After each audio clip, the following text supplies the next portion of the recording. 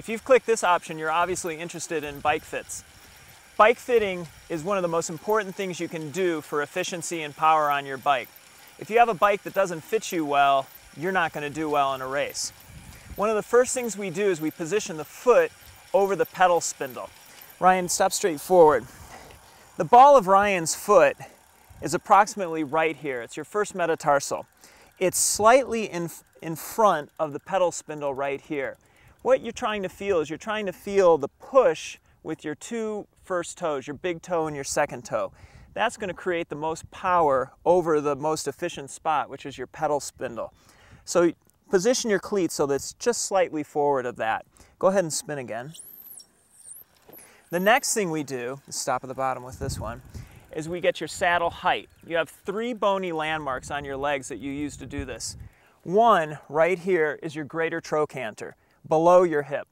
The next one is a bony landmark on the bottom of your femur called the lateral condyle. Down here, the malleolus or your ankle.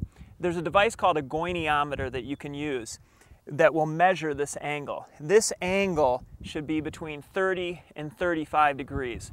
It's dependent upon your riding style. If you're too high, your hips will start to rock and you'll start to lose power at the bottom of the stroke. If you're too low, you'll also eventually start to lose power and start to get knee pain right in here. Go ahead and spin again. So he's positioned correctly. That's about what the angle should look like. After we've done his foot and his height, we're going to do his fore and aft position, and this is very critical for triathletes. What this is how forward you're sitting on the seat in relationship to your patella and the crank arm. When I take this level and use this plane of the level, I'm putting against the outside of the crank arm. Once I get the level perpendicular to the ground, you can see how far Ryan's knee is in front of this level. He's approximately 4 or 5 centimeters in front of the plane that the crank arm creates. What this is doing for triathlon is it's using the crank arm as a lever in the most efficient position. You're trying to get all the mechanical advantage out of it. So with Ryan's position slightly in front of the plane of the outside of the crank arm, he's using the crank arm as a lever. He's getting the most mechanical advantage out of this lever by being forward and using the entire thing.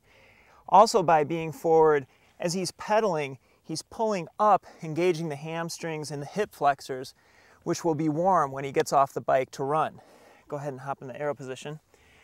Also, by being a little forward in the arrow position, it's going to open up this angle. If he was in the normal road position, back, this angle would be so crunched that when he started breathing heavily, his thighs would interfere with his breathing. Now that we've gotten Ryan's foot properly placed over the pedal spindle, his saddle height correctly positioned, and his fore and aft correctly positioned, then and only then do we fit his upper body to the bike. Now, for his upper body in triathlon, one of the most critical things is aerodynamics. You want to be low and you want to have a very small frontal area, i.e. narrow. You don't want to be so low that halfway through the race you're going to be uncomfortable. You don't want to be so narrow that your shoulders or your triceps are going to seize up. You're going to be uncomfortable. You're going to lose concentration of all the technique and your focus of what you're supposed to be doing. So comfort is key. Aerodynamics is important. So you can see Ryan's back is flat. If he was too crunched in, just slide back a little bit, Ryan. What's going to happen is his lower back is going to start to seize up. These muscles are going to start to contract because he's too crunched. Go ahead and spread back out. Once he spreads out like that, that's going to totally relax his lower back. That being said, he has close to about a 90 to 95 degree angle in his arms right here. You want to be resting on your bone structure. You don't want to be holding yourself up with your muscles. That's just going to waste energy and cause fatigue. From the frontal view, Ryan's arms are going to be as narrow as he can possibly tolerate. What this does is it helps you slice through the wind. If you're wide, you're going to have turbulence right here. It's going to slow you down. If you're narrow, drop your head down into your shoulders. You're going to cut right through the wind. And that's exactly what Ryan's doing right now. And once you get all this set, you'll love your bike, you'll love your race, and you'll be rocking.